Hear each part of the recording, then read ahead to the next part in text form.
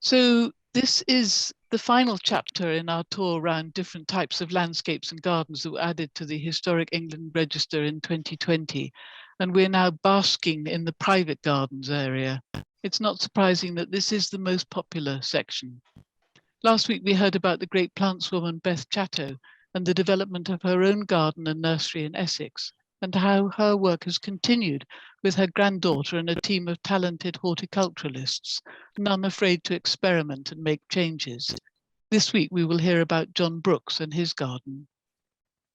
Our objective with these talks is to raise awareness about the work, the ideas and the thinking of the original designers, and also how these sites excuse me, are now looking, and to see what we can learn from this and take forward, and to find out more about where the relevant archives are, and essentially what makes these places still so very special. So this week, we're delighted to have Dr. Barbara Sims and Gwendolyn van Paasschen to speak. Barbara Sims is a garden designer, Barbara Sims is a garden and landscape historian. She's been course director of the Garden and Landscape History MA course at the Institute of Historical Research since its inception in 2014. She's been chair of London Parks and Gardens Trust, Parks and Gardens UK, and was a trustee of the Garden Museum also. She is editor of Garden History, the Journal of the Garden Trust. And she's also written 2 seminal books, Eric Lyons and Span, and most specifically for this evening, John Brookes, Garden and Landscape Designer. So Barbara, please, the screen is yours. Thank you very much, Annabelle, and good evening, everyone. Well, so many people were delighted that Denmans was included in the 21 post-war gardens that were added to the register recently. And I'm sure I speak for Gwendolyn as well when I say that we're very pleased to have the opportunity to speak about the garden's development and its future. Now, Denman's garden is a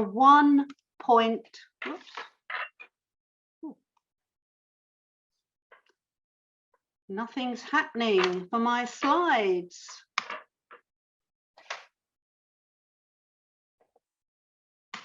Oh, there we are. Denman's garden is a 1.61 hectare rectangular site situated on the east side of Denman's Lane, close to the A27 near Fontwell in West Sussex. And it's located between Arundel to the north, Chichester to the west, and Worthing to the east. And the garden is registered at grade 2 for both its design and its historic interest. The Heritage List for England describes the significance of Denmans as, to quote, a private garden developed from the mid-20th century by Joyce Robinson, with modifications and revisions from the late 20th century by the internationally renowned landscape designer John Brookes. Now, the archive of Brookes's design drawings is at the Garden Museum in London, but there are few drawings of the garden included. Although not an accurate representation of Denmans today, a 1990 plan that was included in Robinson's book, Glorious Disarray, shows the key elements. Now, added interest is the garden's group value, with grade 2 listed Westergate House on the west side of Denman's Lane, a large villa of 1820s origins to which the land of the present Denman's garden belonged until 1946, and it's now a care home in separate ownership. Now, my talk today will examine the earlier history of the site and the development of Denman's gardens under the care of Joyce Robinson and John Brookes until 2018 when he died. Now, Brookes began to manage the garden from 1980, but Joyce Robinson lived at Denmans from 1946 until her death in 1996. And Brookes stated that Joyce thought it took 10 years to feel that I was running the garden, and it certainly took 10 years for me to feel that the garden was mine. And here we have Joyce Robinson, and here's a young John Brookes riding on the trolley, or whatever it's called, motorized scooter, I suppose it was, in the background there. But nonetheless, they established a solid friendship and a productive working relationship, sharing the same understanding of the importance of designing in harmony with nature, planting for year-round interest, using gravel as a growing medium, and promoting the use of native species. Now, the garden at Denmans was not the first that Joyce Robinson created. In her history of the garden's development, she states it's a third. And we're fortunate to have two publications by her. Denman's Gardens, 1946 to 1996, published in 1985, and Glorious Disarray of 1990. And that later book contains many of the chapters from the earlier book. And much of the information and the quotations in the earlier part of this presentation are taken from these. It's also known that she contributed articles to the West Sussex Gazette, which I've not yet seen, but hopefully I'll be able to see these at a later time. Now, following early life at Climping near Littlehampton, the first garden Joyce Robinson made was at nearby Eastergate Manor, where she went to live following her marriage in 1825 to the fruit farmer James Hugh Robinson. And she described it as a farmhouse one, well sheltered with lovely old walls, mature yew trees, and a kitchen garden. Before the Second World War, virtually the whole area around Fontwell was covered in orchards and glass houses, and the Robinsons too farmed and ran a market gardening business, supplying local and London markets. So there was little time for a newly married 21-year-old to learn the rudiments of ornamental gardening. As Mrs. Robinson comments, I was given lovely plants, but had not the slightest idea what they were or their needs. So I planted roses of many different habits and colours, which grew into an unmanageable mess. I made a so-called rockery with unsuitable stone on ground that I had not cleared of perennial weeds, but nevertheless, I made a garden.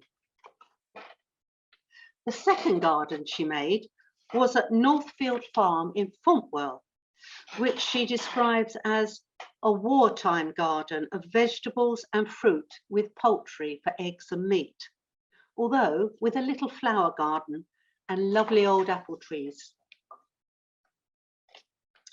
By 1945, the Robinsons had decided they wanted to move from Eastergate Manor to a cottage, but one not too far from our glass houses, Mrs. Robinson wrote, so they could continue to run their business. In 1946, they bought the nearby Westergate estate. By then, a dilapidated 34-hectare site with a 14-bedroom house, cottages, stables, farm buildings, and agricultural land. Gwendolyn has kindly allowed me to use some of her historic photographs in this presentation, including this scan from a local but as yet unknown newspaper. So the Robinsons moved into the mid-19th century gardener's cottage on the east side of the lane from the main house. An historic map shows the relationship between these two parts of the Westergate estate. The apportionment for the 1846 tithe map for Aldingbourne lists a mansion, the present villa, later called Westergate House, then owned by Thomas Schiffner, with a garden, shrubbery and plantation, all on the west side of what was then called Bainton's Lane. On the east side of the lane, there was a cottage, stables, coach house, buildings and yard, with an adjacent kitchen garden and orchard, the site of present Denman's garden. 30 years later, the first edition ordnance map shows more elaborate gardens around the main house, with over here some additional buildings and glass houses, suggestive of a productive kitchen garden.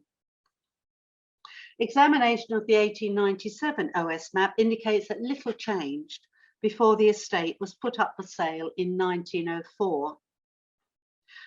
The owners after Thomas Schiffner have yet to be confirmed, although it's known that the Honourable Richard Denman developed the Westergate estate between 1880 and 1903 and built stables, a coach house and a clock tower.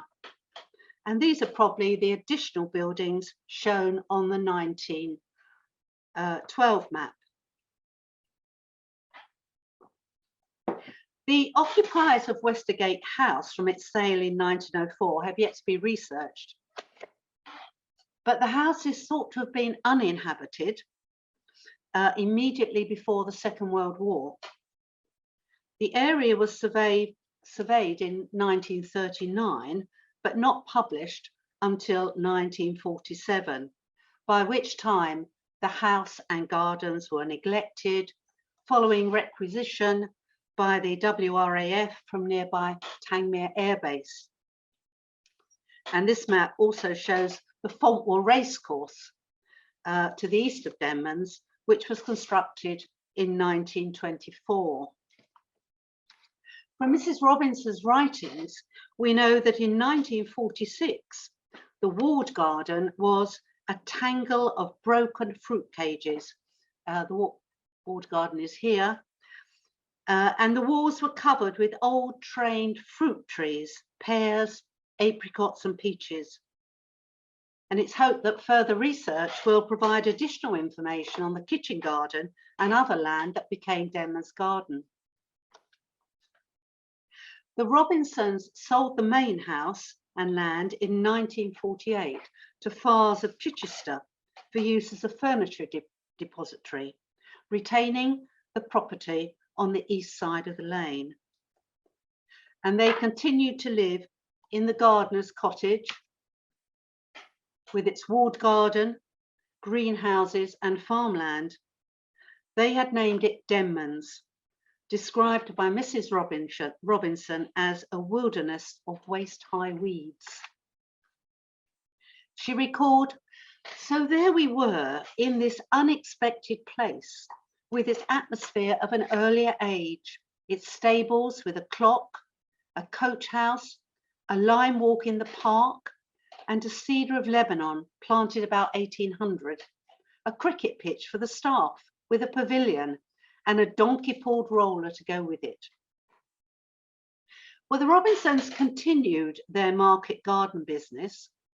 In 1948, they had erected a Dutch light structure where their assistant, Bertie Reed, grew salad crops, while the walled kitchen garden was used for early strawberries and flowers. In time, there were chicken, pigs, and a dairy herd. However, Mrs. Robinson's interest in ornamental gardening grew, and she reports that in 1946, she started visiting nurseries, botanical gardens, RHS shows at Westminster, and reading and learning all I could from growers and nurserymen. She also had many good gardening friends who were remaking their gardens after years of wartime neglect. And together we visited nurseries which specialised in unusual and choice garden plants. They may have visited local gardens open under the National Garden Scheme. And from the 1950s, the NGS had a regular stand at the Chelsea Flower Show. Robinson mentions days at Wisley, Bressingham, Sissinghurst, Great Dixter and Hilliers, where she had discussions with Mr. Hillier himself, and Higham, where Cedric Morris showed me his wonderful collection of irises. We exchanged hellebores and other plants for years afterwards. Now, these gardens and their owners displayed horticultural expertise and some innovative ideas. For example, by 1953 at Bressingham, Alan Bloom was experimenting with a new way of growing plants in island beds. Although Mrs. Robinson developed her horticultural knowledge through these visits, she seemed to be looking for something different for her own garden. It's also interesting to speculate how far Mrs. Robinson was aware of the gardening activities of Marjorie Fish from the 1940s, and later Beth Chatto, who from the 1960s began to create a series of gardens with plants that would thrive in different conditions. Chatto's celebrated gravel garden, of course, was not planted until 1992.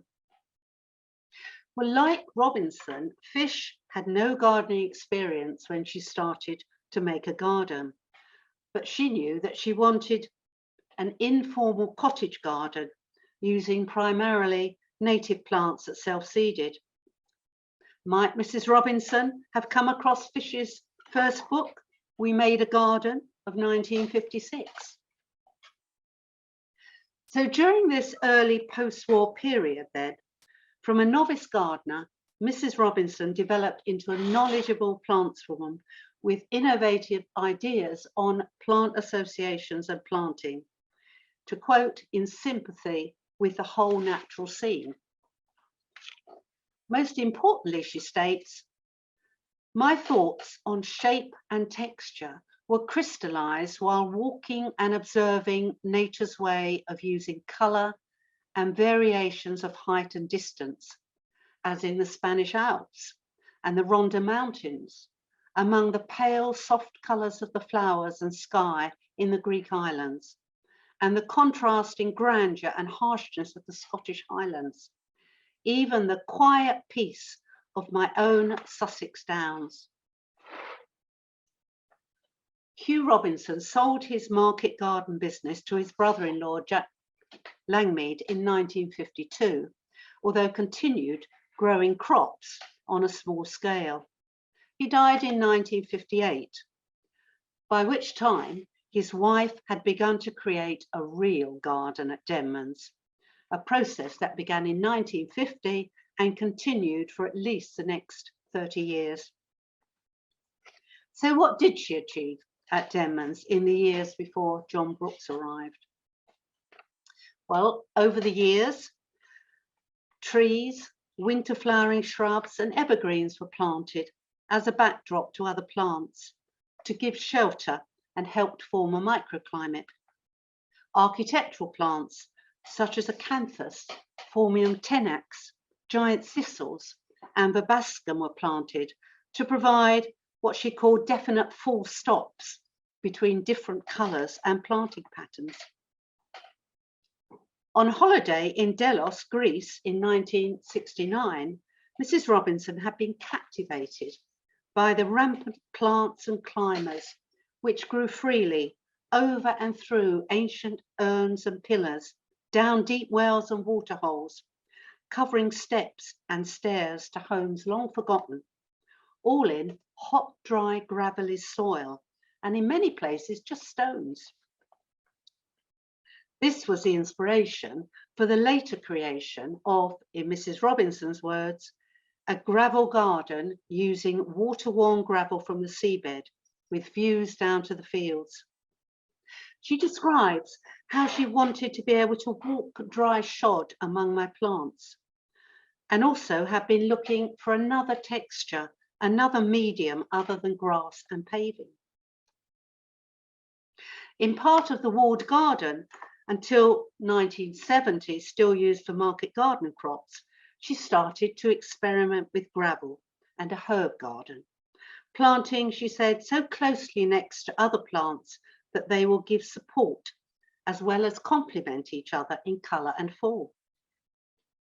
She advised that one should use gravel that blends with the walls and stonework of your house, water-worn and well-coloured, and not from an inland pit that has been graded and cut by machine.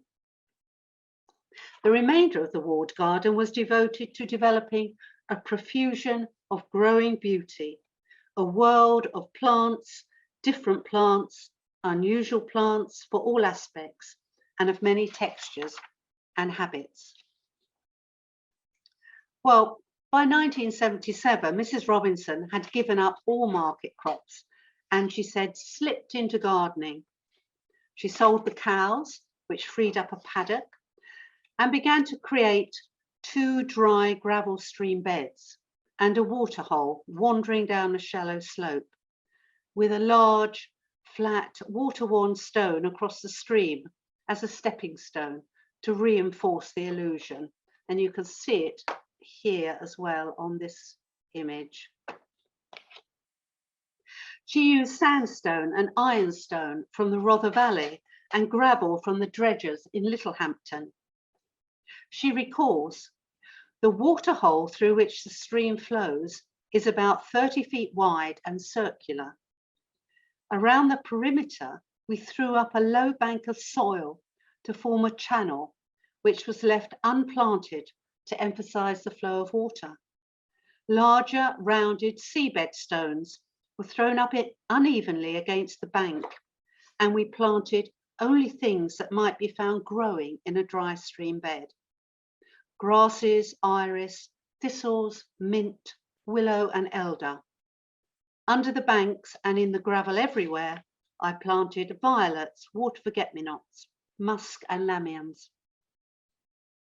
And lawns around the house gave way to longer grass, where the garden blended with the fields beyond. So this was the garden that so intrigued John Brookes in the 1970s, and the setting for his home and design school from 1980. Brookes had first come across Joyce Robinson and her garden at Denmans in the mid-1970s when he was teaching at the Inchboard School in London. And at that time, he arranged visits, weekend visits to buildings of interest for students on the interior design courses, and regularly took them to Westdean College on the outskirts of Chichester.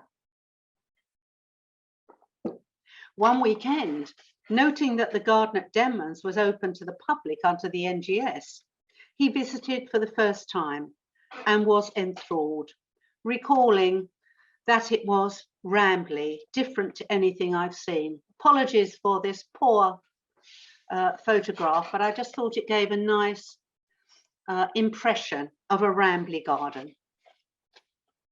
So what did he mean by this? Well, firstly, she was planting in sympathy with the whole natural scene, taking care to link garden and landscape and using native plants or those that flourished with minimal care in her Sussex garden. Now, from the 1950s, Brookes had been influenced by his reading of Christopher Tunnard, Garden in the Modern Landscape, and Thomas Church's Gardens Are for People, believing with them that the garden should be an extension of the home. And this was reinforced by his work and friendship with Brenda Colvin, Sylvia Crowe and Geoffrey Jellicoe, who, although involved in post-war infrastructure, were also committed to the small garden. Now, most London gardens that Brookes designed in those early years were small and inward-looking, typical rooms outside. But by 1969, when his first book, Room Outside, was published, with an increasing number of country gardens designed, he already understood the importance of taking a lesson from natural scenery and the way it flows with no discordant details to give visual peace and restfulness.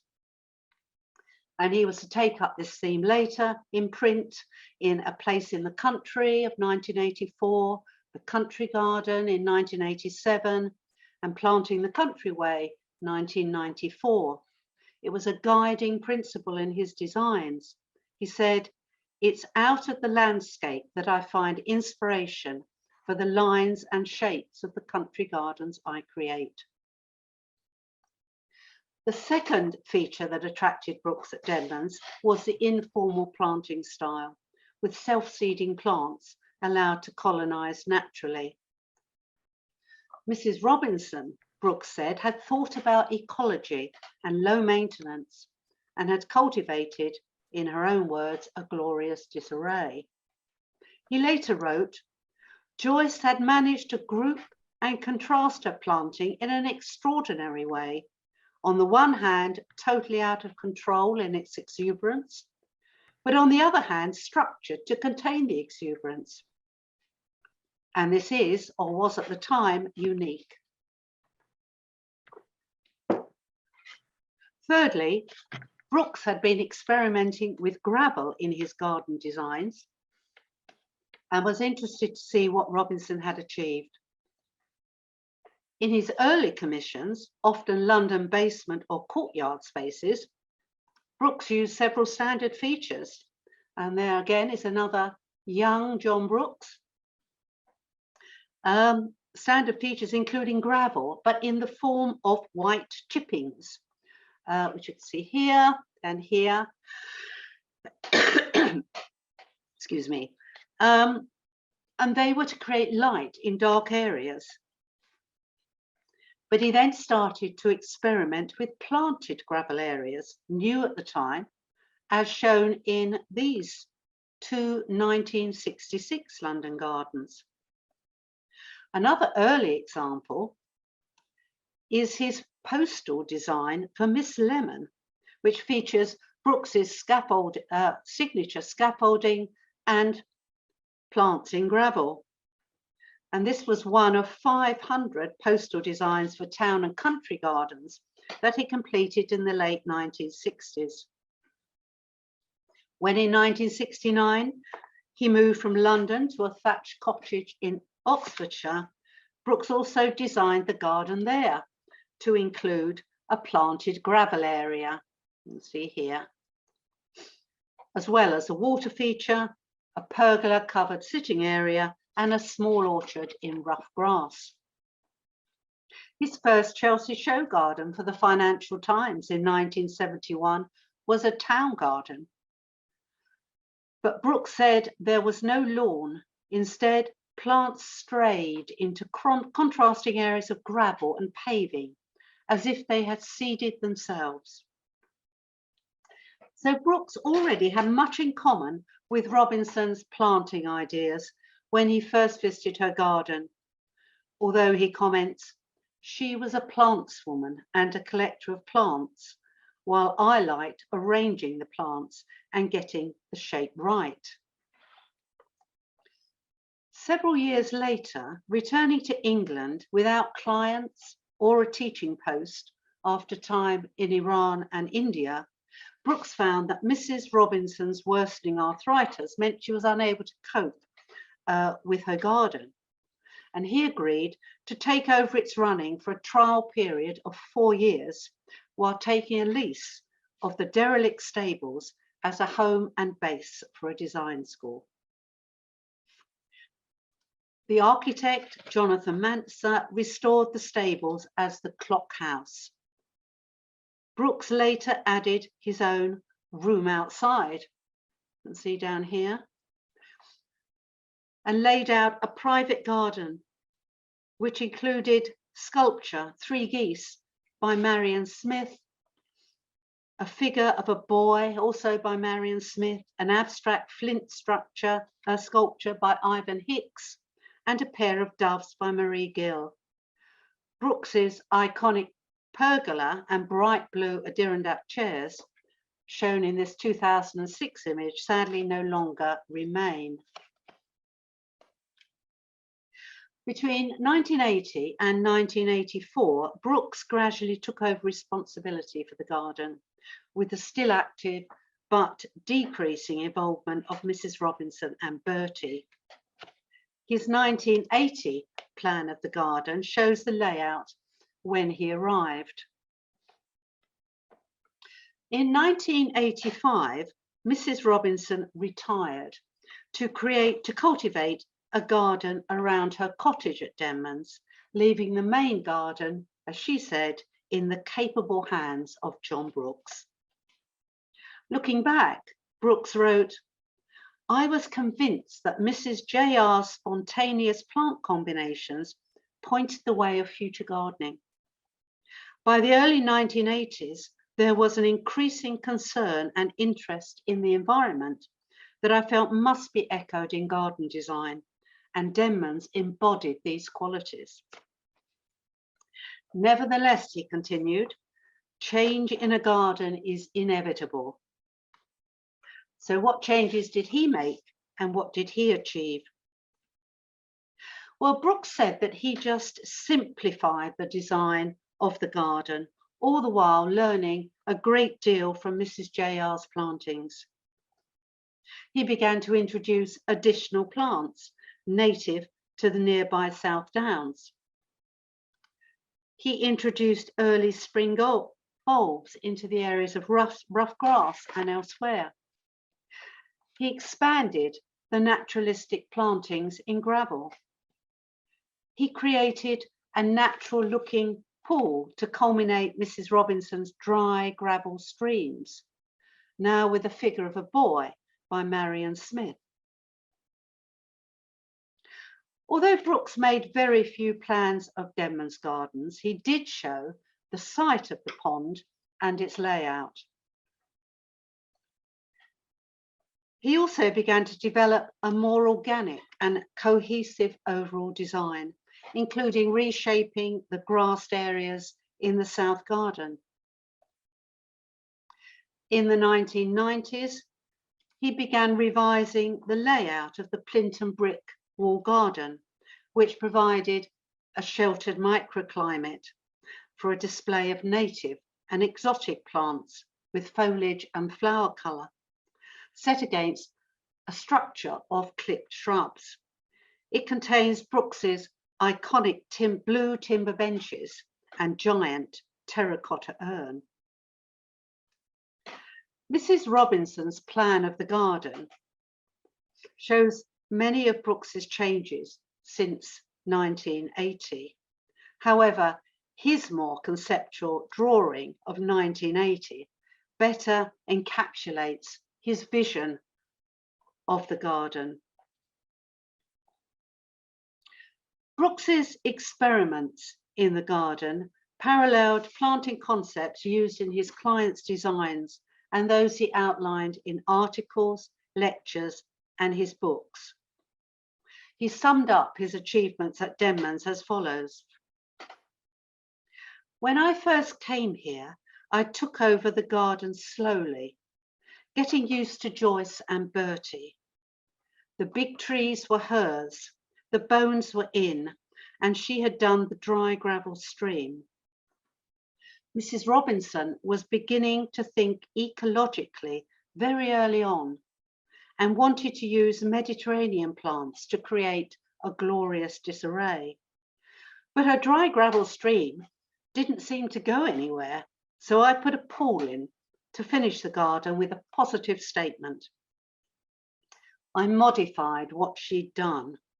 It's sort of the same, but I've done it my way. People ask, what is new? But really, the garden changes by evolution rather than by making dramatic statements. Those who visit the garden are getting more interested in seeing how a garden evolves and how it looks at different times of year.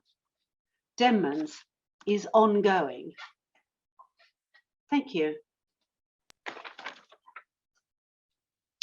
Barbara, that was lovely, really fantastic, wonderful insight into the man, well, into both of them, and as you said, the evolution. So I'm going to introduce Gwendolyn van Paasschen now. She is a garden designer and writer. She worked with John Brookes on a project in upstate New York. She helped him write his memoir, A Landscape Legacy, which was published in 2018. She compiled and edited How to Design a Garden, a book of writings by John Brookes, which was published last year.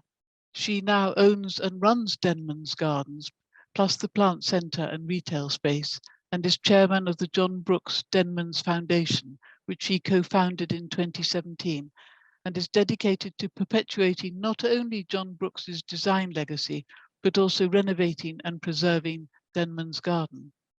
So over to you. Thank you very much, Annabelle. I'm going to try to do this and talk at the same time, which is always a recipe for disaster. There we are.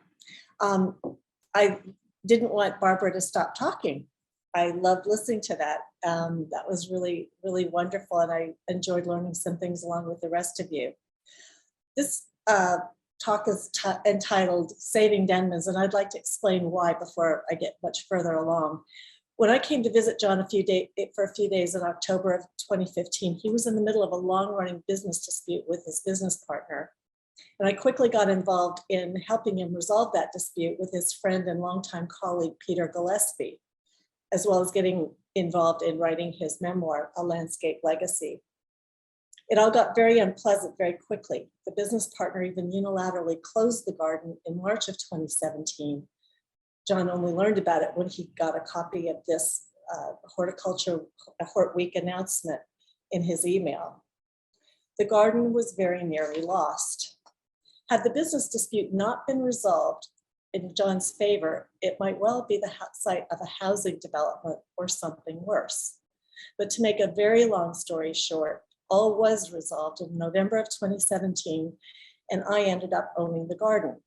The plan was that we would transfer the garden into the John Brookes Denmans Foundation, and that would be that.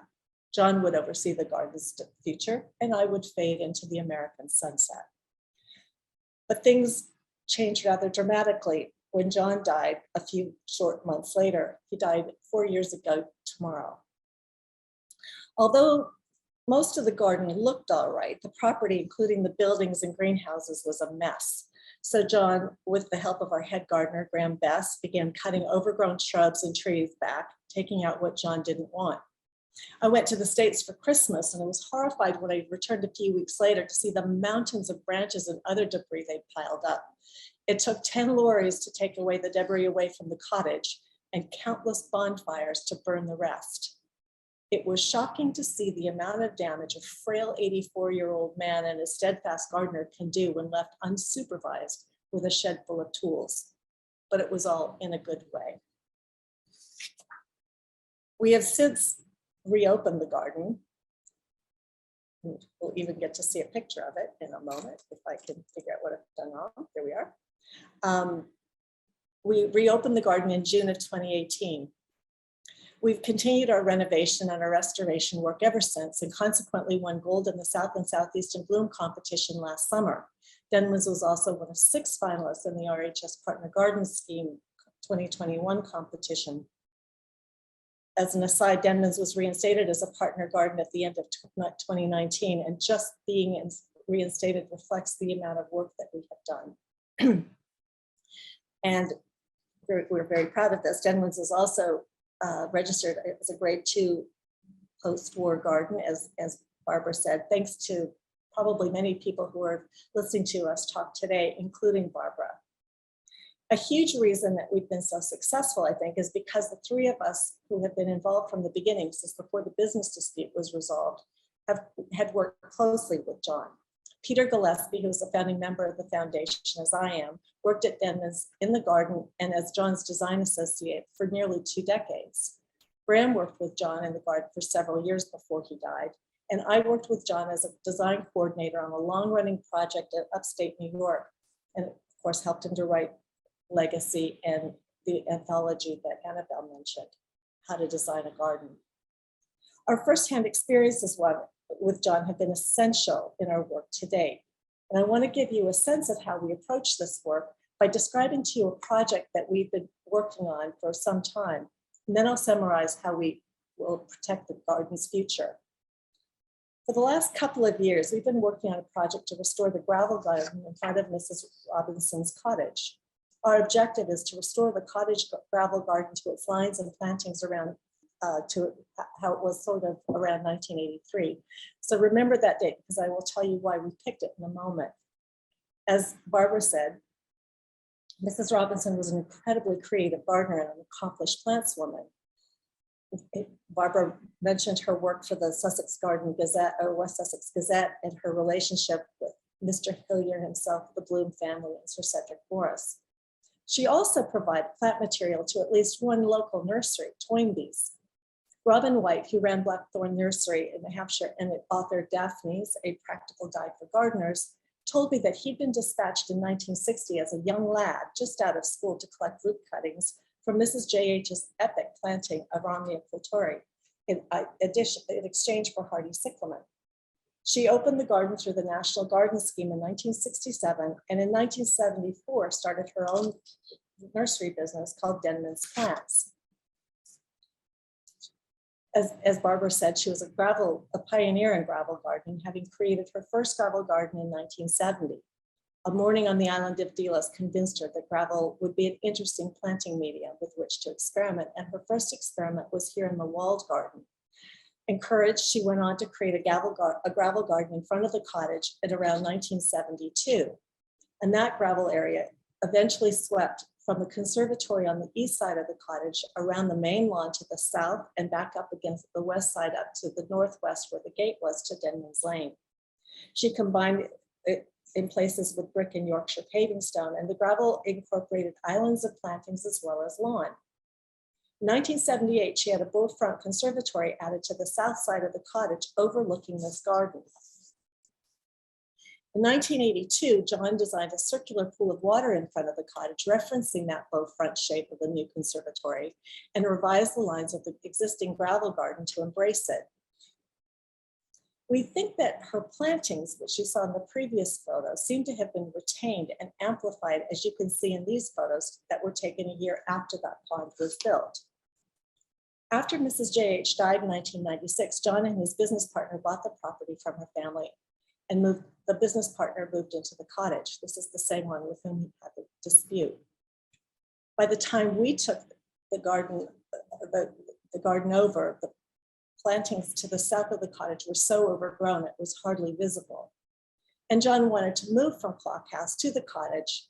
The stairs in Clock House were getting to be a bit too much for his creaky old knees. So in 2018, in January and February, John oversaw the removal of the vast majority of plants growing in the cottage gravel garden.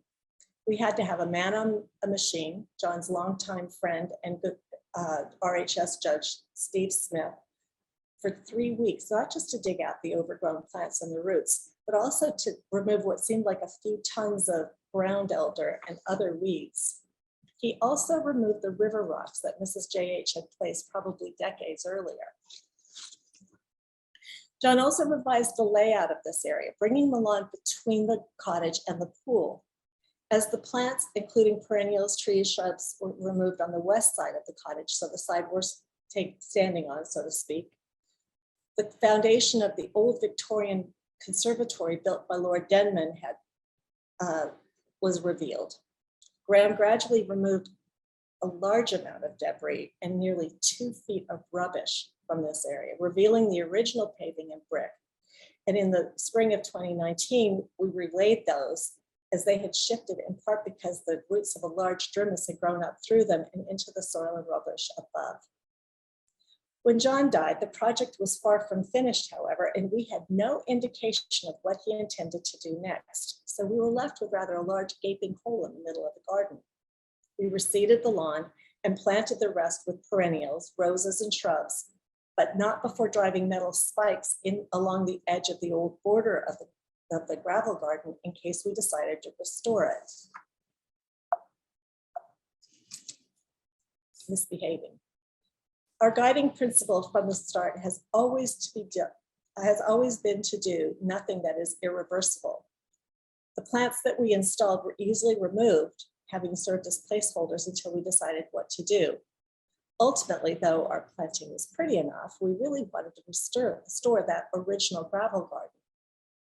But what did that mean? We had the outline of the garden, but what would we use to guide our plant selection and the placement of plants?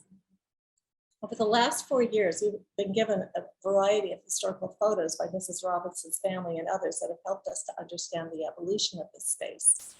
It wasn't difficult to conclude that we should plant the garden with perennials and shrubs that we can identify from the photos we've been collecting in the style of the original gravel garden. And we picked 1983 because, as we learned from various documents, it was the year after John and Mrs. J.H. collaboratively transformed the space with the pool of water and the new borders. Last spring, we also received a thesis that was written about Denmans in 1983, and that includes an actual plant list of everything that was in the garden. Our restoration project kicked off in the autumn of 2020 when Graham and his team lifted many of the plants we'd installed, but of course it came to a grinding halt because of the pandemic. This ended up being a blessing because we had time to go through old photos and documents and now had the benefit of this 1983 thesis as well. Better to go slowly and deliberately than to make many mistakes by rushing. In 2020, we made the empty bed presentable, and in June 2021, we were able to restore the original lines with the help of our metal spikes and Steve Smith, the same man and machine that had taken it all out in the first place. We spread Hagen over the new area, top dressed it with a layer of compost, and re-graveled it using the same sort of marine gravel that Mrs. Robinson originally used. That was probably not the approach she originally took, but it is the one that John recommended when he wrote his book 1969 called Room Outside. He also wrote about it in subsequent things, and there's a description of his process in How to Design a Garden.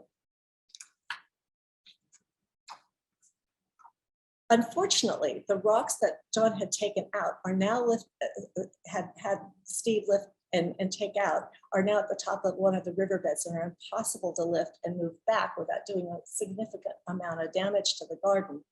But we've managed to procure similar rocks, which we will place this spring.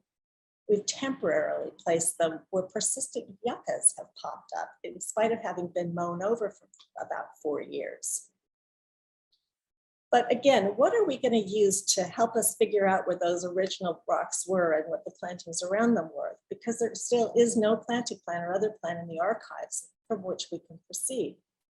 Well, we do have resources. Got this plant list sourced from the 83 thesis. We've got photos of the gravel garden and the garden that preceded it dating back to the 40s and 50s from her collection. Photos in John's collection dating back from the 80s. Verbal descriptions of people who knew the garden back in Mrs. Robinson's day, the narrative in Mrs. Robinson's 1989 book about the garden, Glorious Disarray, which Barbara spoke about, and other writings. We've got John's writings, and we have Graham's memory of what he took out in 2018. We will also continue to consult with, to sort of consider climate change and biodiversity as we move forward, because we believe that both Mrs. Robinson and John would have done the same. Using all of this material, we will also place a saddle stone and a sundial, which appear in early photos. This next step will be to install the shrubs. We'll select shrubs and any trees from the 83 plant list and plant them according to what we see on the photos. But we will also work around the material that John did not have taken out. Not all the remaining plants appear on the original plant list, but most notably a white wisteria. We know from conversations from her family that she never planted white wisteria, but we also know that John loved it. After that, probably next autumn, we'll install perennials and bulbs, again using reference material that I've already mentioned. Importantly, when this is finished, we'll continue to maintain the plantings in a manner consistent with how it was maintained when Mrs. Robinson was alive, rather than to permit it to get as out of control as it was just a few years ago. This project is the best example of how we are using resources at hand to undertake our restorations. I'd just like to quickly show you some of the photos that we have of the development of the space. So in 1950, these lilies, right around 1950, these lilies were right in front of the cottage. And I think they were probably lilies that she cut and sent to Covent Garden Market. In the late 50s, when she started, after she'd been gardening ornamentally for a while, you can see that she's starting to develop the garden in front of her home.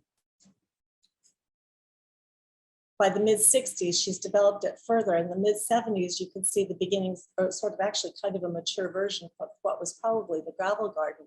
And finally, it's the last photo in this sequence, is the photo of the garden as it was just in 1983 after John had done the pool. What I find interesting is the photo from 1990, which shows how open it was for a long time. And in 1996, this photo was taken on the day of her funeral. And you can see that it's starting to get quite big. But by 2016, it was pretty much obscuring the garden. The garden was obscuring the cottage from view. Now, we have done some other projects also using, and then you've got 2020, what it looked like with our plantings, but John's new layout. And in 2022, the rocks that we're going to start placing soon using all the photos that I've shown you previously. We've done other projects also referencing photos. Last summer, we recreated the iconic pergola that Barbara mentioned that was over his terrace in the early 1980s by Clock House, just outside his kitchen. This open style of pergola, which he developed in the 1960s, creates a really good sense of enclosure, even though it's only 3 poles and 3 timbers. We've also taken the decision to let the grass in the South Meadow revert to being a meadow again. Both Mrs. Robinson and John used differential mowing to create patterns in the grassy areas, as well as to reduce maintenance. And in the center photo, you can see exactly that. After John died, however, we noticed daisies coming up in this area. We decided to let it grow until the daisies had finished blooming. Based on the memory of a slide I thought I'd seen when I was working on Legacy, which in fact is the slide to the left, which I subsequently have found. This photo dates back into the early 90s, but it also had 2 accounts from other people who worked in the garden at the time who confirmed that the grass was let grow long. And there's the chapter in Glorious Disarray in which Mrs. Robinson discusses the benefits of meadow. So I think this is a really good decision on our part. We've continued to let the meadow grow long in summer, and we'll try to establish some Sussex natives in it, as Mrs. J.H. and John might have done. The result has been an amazing influx of pollinators, which we find quite exciting. And you remember I mentioned the daisies. Just a month ago, I learned that one of John's close friends, who also taught at the Podcast School of Garden Design, gave them to him. And this, in fact, is where he had planted them. We haven't always had such a clear collection of material to guide us, however. One project we're doing now, albeit slowly, is a recreation of the nut walk. I say recreation because we know there was a walk from the cottage leading down the slope to South Cottage where Mrs. J.H.'s mother lived. And the only reason we know it was called the nut walk is because Mrs. Robinson's daughter and grandson told us about it in 2018 when they visited. So this is another example of the kind of firsthand anecdotal clues we've been collecting and reporting. We don't have any photos or an actual plan of the nut walk, but we do need access down that side of the property for several reasons, not the least of which is that we need an alternate path for the nearby grassy walks, which we close from time to time for maintenance and safety reasons. We get very slippery when soggy. A huge amount of debris, some branches and stuff, was dumped on the side of the nut walk during the height of the business dispute. But we don't want to remove it, although removal seems like the obvious choice, because there are hedgehogs living in it. They keep the slugs under control from our hostas. So we decided to interpret the nut walk as a biodiversity woodland walk. To that end, last year we had students from St. Philip Howard build back 5 massive bug hotels in front of the debris, and we will continue to build this up and we'll open it to the public by next spring. This walk will permit those hedgehogs to stay. For the planting of this area, we'll default to natives, as John might have done, but we'll also refer to Mrs. J.H.'s chapter in Glorious Disarray about planting in deep shade. So now I've described a few projects that we're working on that exemplify what we're doing and the materials we're using, but this series is called unforgettable garden. So let's reflect for a moment on why Denmans is unforgettable and significant. One reason that is significant, of course, is because it was John Brookes' home and private garden, and it's where he ran the Clockhouse School of Garden Design in the 1980s and 90s. But it's also significant because of the gravel gardens and the dry riverbeds that the unknown Mrs. Robinson started over 50 years ago, having been constructed at a time when very few people were gravel gardening at all. The dry riverbeds she created in 1977 and 79 are nothing short of land art, as she used rocks, stone, and other naturalistic materials to reinterpret the winter-born gardens of the South Downs. Her naturalistic plantings combined with John's structural plants and bold lines, and the sheer diversity of plant material is also significant. In 1981, John wrote a piece about Denmans for the RHS magazine.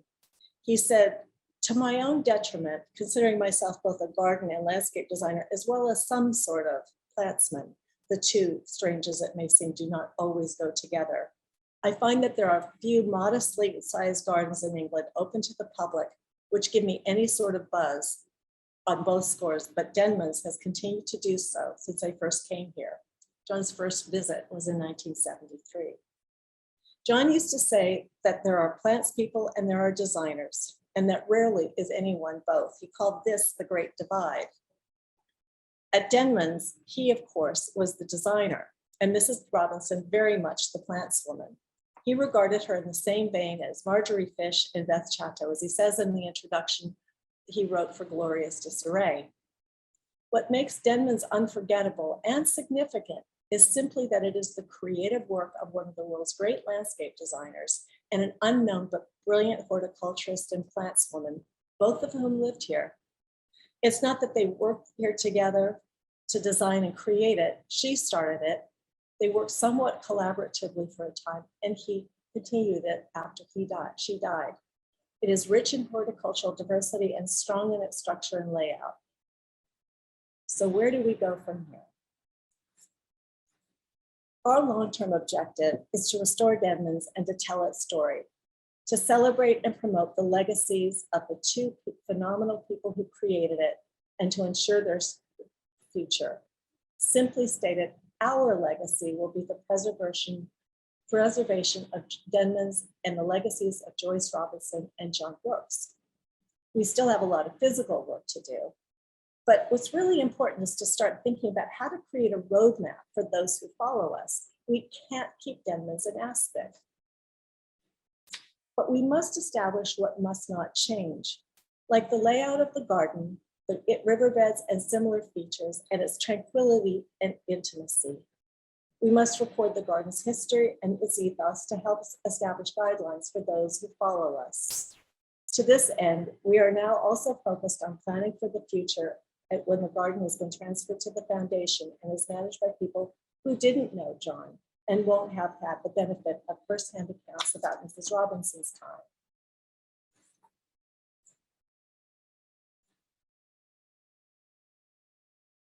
As John said, Denmans remains a peaceful country garden, and I invite you all to come and visit it for yourselves. I thank you for letting us speak to you today about Denmans. It's been a pleasure.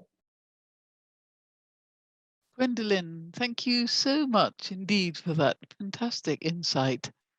I'm going to pass over to Helen to ask some questions. Hello, everyone. Thank you so much for that, both Barbara and Gwendolyn. I'm just going to read out the questions on the chat, and please, if people have got time and have got some thoughts, if you could pop something in just briefly now, we can talk, we can actually ask you to speak.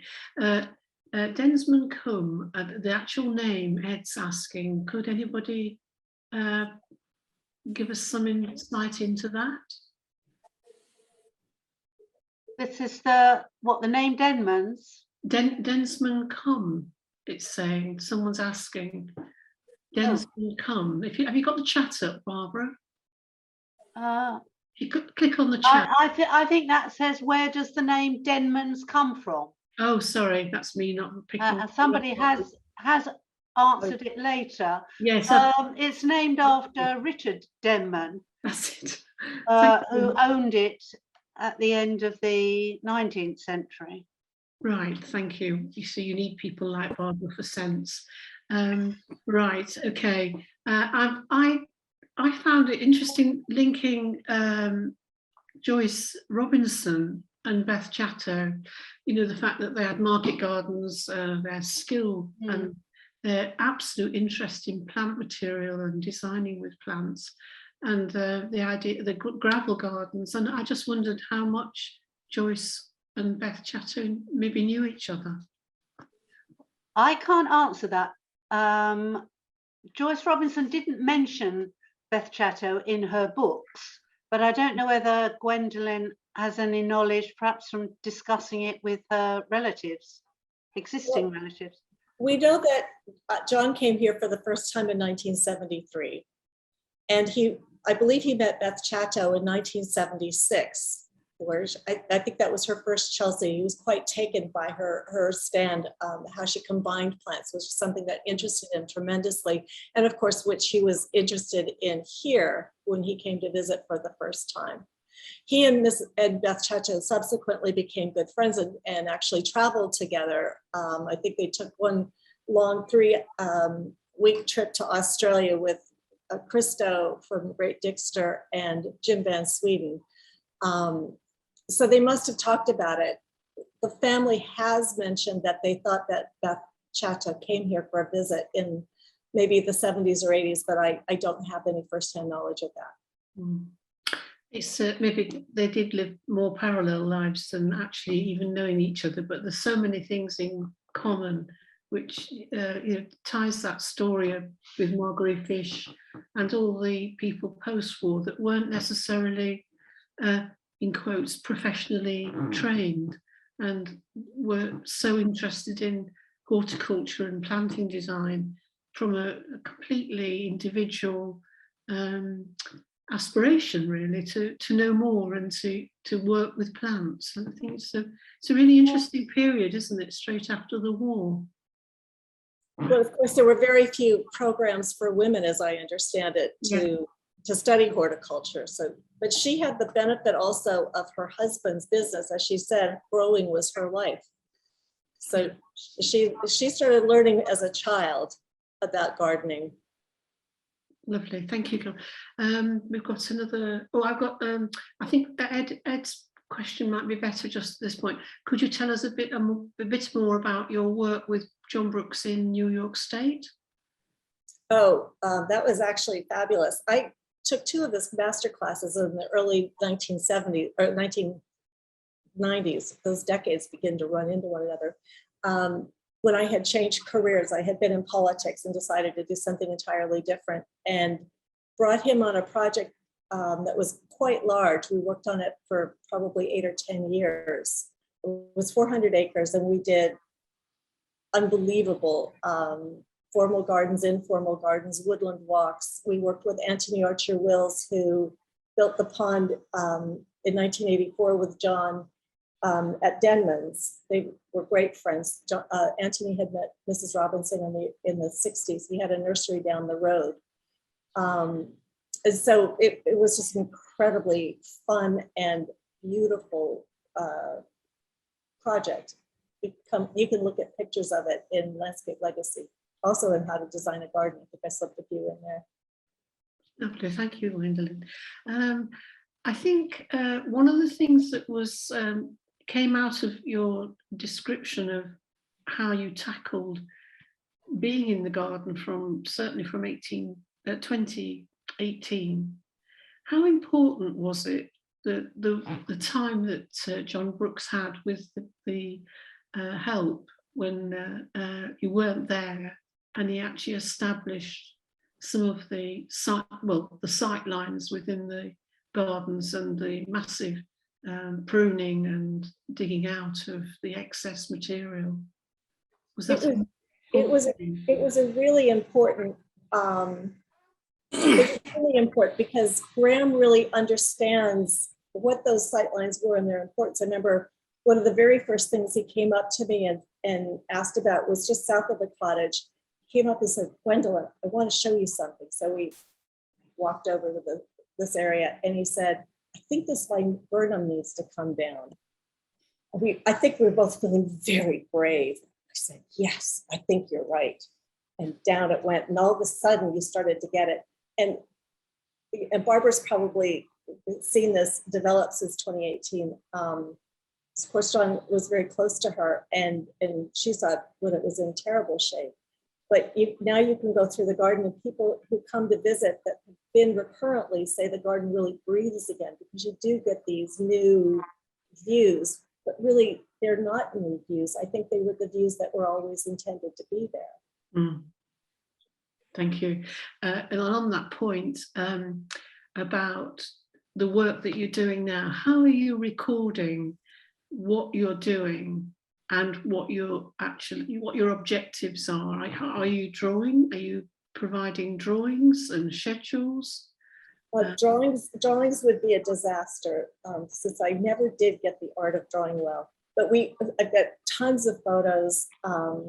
We're working now on a conservation plan that will record all of the things that we're doing. And the objective is that by articulating why we do what we're doing and what we think needs to be done, people who follow us will understand that. And that's why I made the point that once we get the new gravel garden sort of installed, we can't just walk away from it. That needs to be maintained with the same eye that maybe John and Mrs. Robinson would have applied, so that it doesn't get out of control again.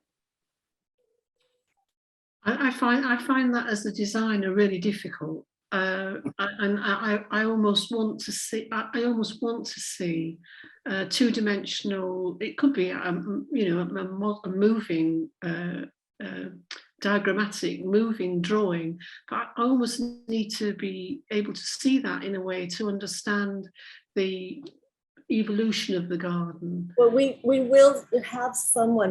I'm trying to find a student or a group of students that might want to come in and do a snapshot of the garden as it is now. Mm. But we have several plans of the garden from probably the late 80s. Maybe there's 5 or 6 of them.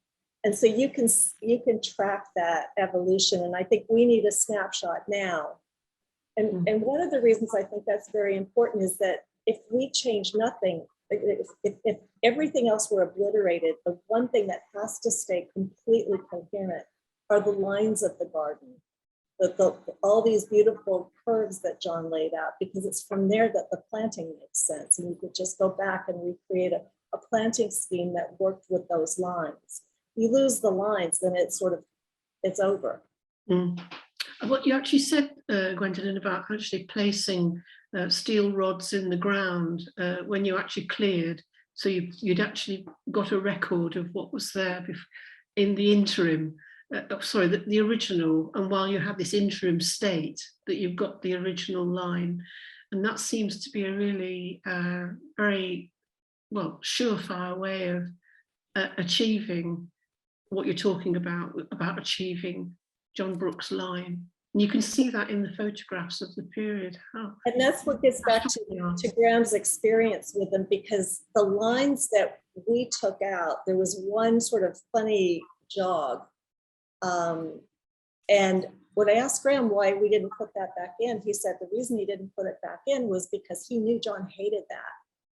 So we assumed that that was the business partner's idea, that he had this additional bit cut out. And you can see from the photo in 1990, it wasn't there. So we're going to go back to those lines. Brilliant. That's just, well, that's so fascinating that you can actually link, obviously, oral, memories, oral archive, and having those reflections on the whole of this process of since 1946, 49, and the changes. It's just tremendous. The actual repositories of photographs, memories, and how important archives are. And I think I'll leave it at that. And thank you so much. there's no more questions in the list, so I'll go back to Annabelle, and thank you very much. Thank you, Helen, for digging out more information, and I think that's been great. So Barbara and Gwendolyn, I think what I come away with is this incredible man with a really huge reputation, you know, and in all sorts of different areas, teaching, writing books, you know, actually doing the design work and things. And I think what's so rare is that then he takes on this garden and doesn't sweep the whole thing away like I can think 99% of people probably would have done, you know, but has spent that time looking at it and learning from it and seeing the merits in it and improving it and, you know, tweaking or, you know, being maybe more disruptive, and certainly very disruptive at the very at the very end, I think, in what he did. But I think that's fascinating, and that's a really fascinating story to come across. And I feel that you know, more people could learn from that, to take time to do design, you know, when they are dealing with an established garden, you know, that may be full of very old things, or that it is all shaggy or unorderly, disorderly, you know, and to really look and try and understand the bones of it, and to see the merit in it and the opportunities to do a much more subtle sort of, it's not a makeover, but it's a subtle move on to the present, you know, to something which is acceptable to, sorry, I don't mean to ramble on. I'm going to stop now. But I think what you've done is what you've both sort of set hairs running, I think is fantastic, really brilliant, really just very insightful. And I think we're all really grateful for your research and for your time and the stories that you've told. Thank you so much.